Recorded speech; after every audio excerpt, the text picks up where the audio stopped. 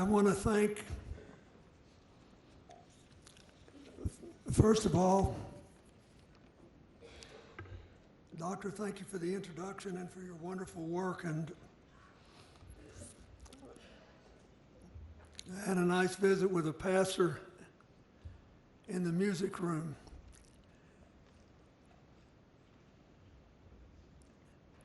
And thank you, Mayor Holt and Governor Keating.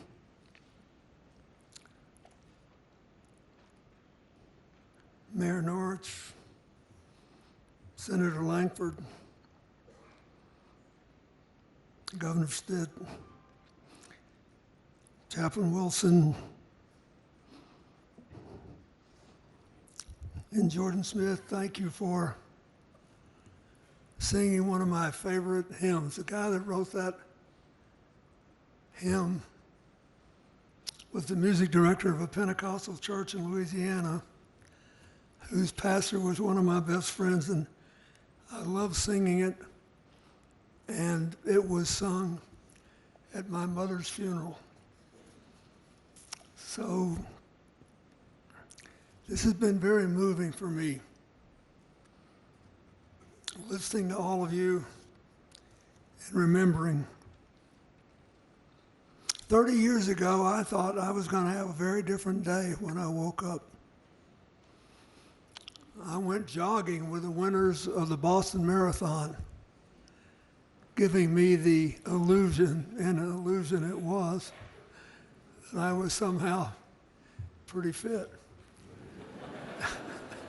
And then I got back to the White House and the devastating news. That truck bomb,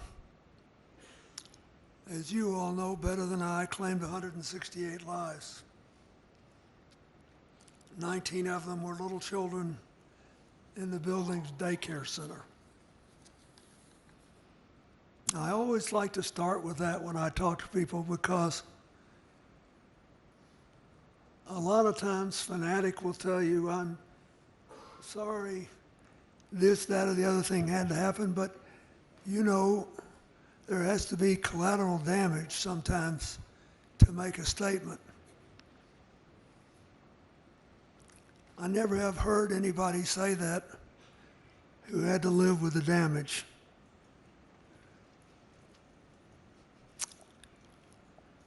Most of the people who lost their jobs, their lives, were public servants, as we all know. They got amazing coverage after this happened about what they did every day as a matter of choice, showing up for work to do business for the American people. They help veterans and farmers and the elderly and disabled. And they help to keep our country safe. One of the Secret Service agents, Al Witcher, who lost his life, was a member of my detail. And he left me. And he was very popular and very good at what he did. But he had a family. And he said, you know what, you travel too much. I want to be home more. And Oklahoma City would be a good place to raise my kids.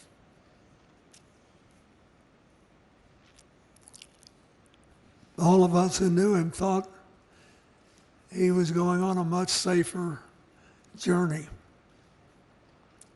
which shows you how little any of us can know about what tomorrow will bring.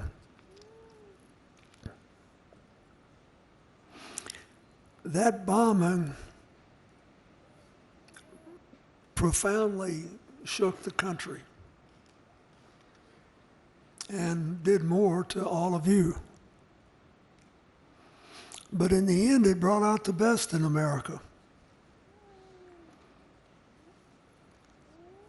first responders, doctors, nurses, construction workers from all across America put their own lives on hold and showed up here. My FEMA director, James Lee Witt, would call me daily and just give me, he said, this group showed up, that group showed up. He said, you can't believe it, they're just appearing. And I said, well, your job is to help make sure that the local people make full use of them. And we talked about how thrilling it was. And I still run into people all across this country traveling around who tell me they went to Oklahoma City and how grateful they are after all this time that they had the chance to do it. There were other things. A lot of donations came in.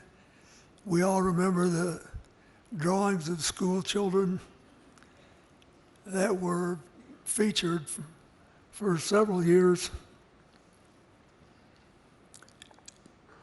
The cards, the teddy bears, the pennies. Everybody found their way to say something that was humane and supportive. The domestic terrorists who did this awful thing believed that it would spark a nationwide upheaval against the American government.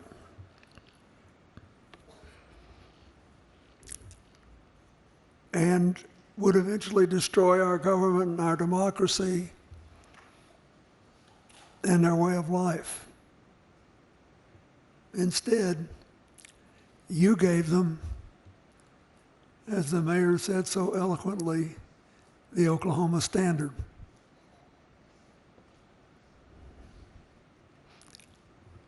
You gave them service, honor, and kindness. I know over the last 30 years, you are probably managing your losses better, but I know the pain has never gone away. I know you still miss the people you lost. But by continuing to love them and honor them and working to rebuild your own lives and the lives of this community, you've gone a long way to redeem the lives they were not able to live. And just as important, you have given America a very great gift. Every year, we get together and reaffirm you're a model of how, despite all of our differences, in case you haven't noticed, we've got a few. But in spite of all of them, we can still find a way to move forward together with the Oklahoma Standard. Service, honor, kindness. Did it work? All you have to do is look around. I mean, the difference, just the physical difference in being in this city today and 30 years ago is breathtaking. But every time I'm here, I talk to people who serve in restaurants or work in whatever hotel I'm staying in, or just people, and I say, you like living here? And they all say yes. And they just feel like they're walking with a little spring in their step because they know they live in a place that they can be proud of. So I did my anecdotal poll last night and today, and you're still winning.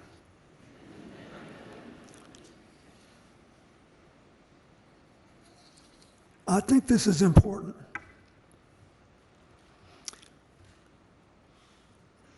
Because in recent years, the country has grown more polarized. And on that awful day 30 years ago, you were the center of the polarization. Now look what you've built, and yet we have these differences. And it seems to me, I listen to this a lot because I'm old and I can't run for anything anymore. I always kid, I'm almost as old as President Trump. but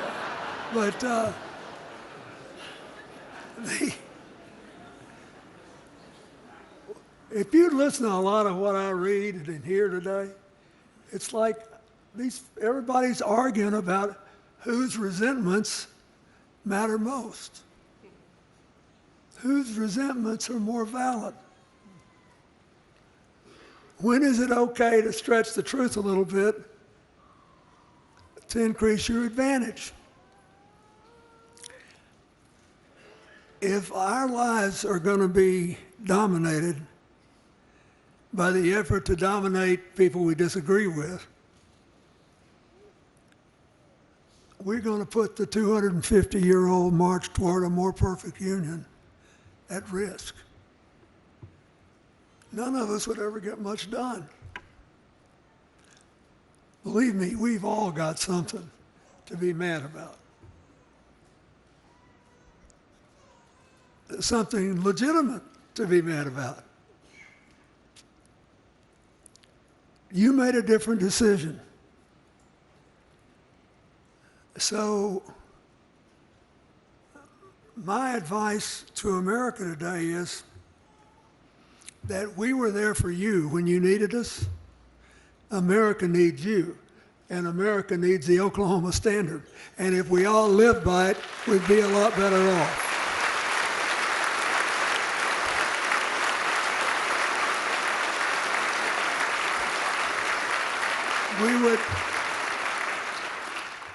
We would get a fairer economy, a more stable society.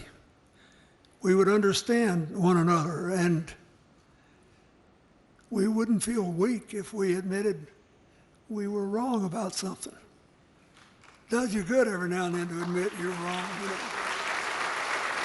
I do.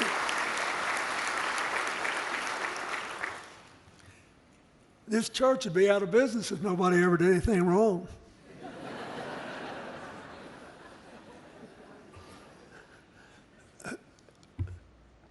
We're laughing, but you know it's true. And so I ask you to think about that. I think all the time about the breathtaking changes you made here because of how you decided to respond. And this is hard work.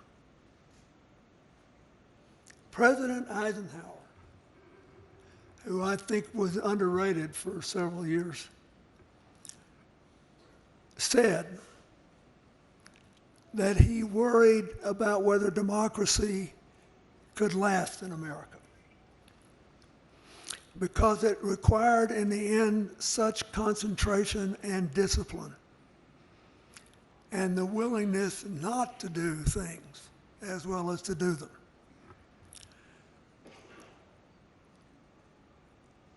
But when we come here, because you lost so much, you were able to feel what you could do to make it better, to make it different, to really build something instead of just keep tearing down. And you have done it, and it's breathtaking. And I came here today in part just to say to the rest of the country, look at this. This is what you get with service and honor and kindness put together. And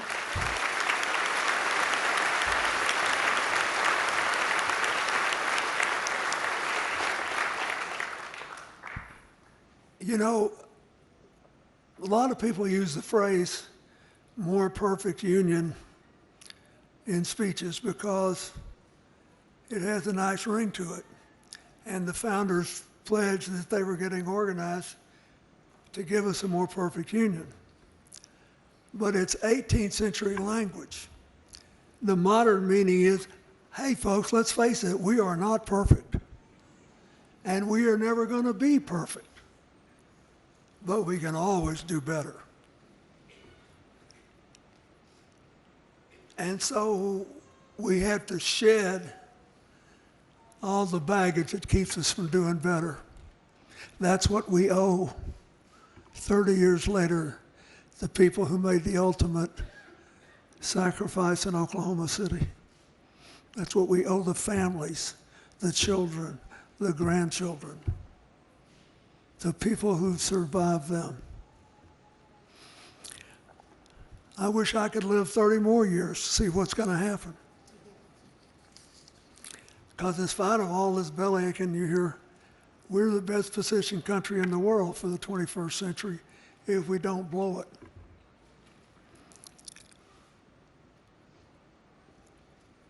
If we don't forget how you got from 30 years ago to today. And it is true that I still remember as if it were 30 minutes ago coming here with Hillary to that memorial service and saying, you have lost too much, but you have not lost everything. You have certainly not lost America, and we will be with you for as many tomorrows as it takes. I do think we kept that commitment. Lord knows we tried. But today, Oklahoma City, America needs you.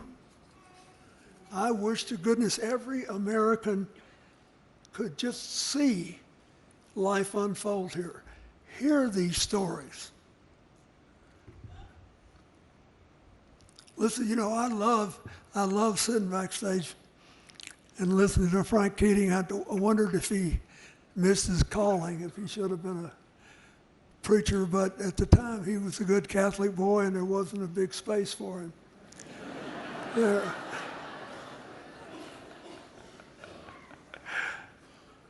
And some of you who were with us last night laughed when I told the story about how he beat my brains out in a student contest at Georgetown when we were both there.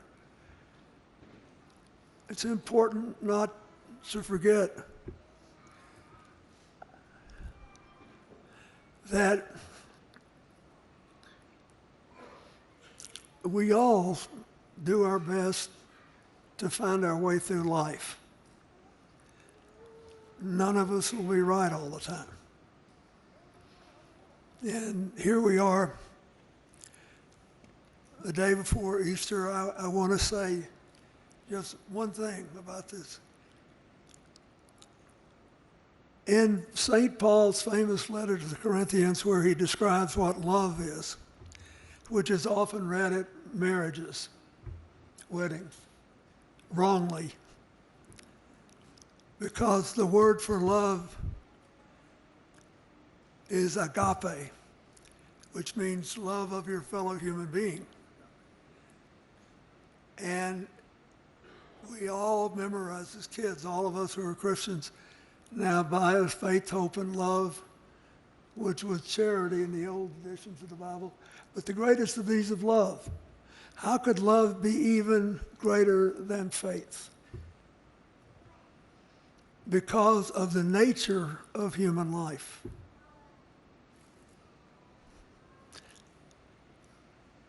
the end, I love this. It's my favorite. It's the only thing that I think every politician in the world of any religion would benefit from internalizing. Where St. Paul compares life on earth, fleeting though it is, with eternal afterlife with God. And he says, now we see through a glass darkly, but then face to face. Now I know in part, but then I will know even as I am known. And now abideth faith, hope, and love, these three, but the greatest of these is love. Why? Because we cannot have perfect knowledge. We have to wait to see things through the eyes of God. And like I said, that's what keeps the churches open and the chaplains busy. And thank God it does. But we have no idea, and I can't make this not a tragedy, we have no idea what all 168 of those people would have done with the rest of their lives. But we do know what they did that was good. We know the love that they generated, which was worthy. And you made a choice to live by what you call now the Oklahoma Standard. It is perfectly consistent with the commands of the Scripture. Perfectly appropriate for tomorrow being Easter. And perfectly fit to acknowledge 30 years of trying to do what people are supposed to do, which is to take whatever comes and make the best you can of it. I know of no other example that can compare to what you have done here. And I, as a citizen, am grateful for it.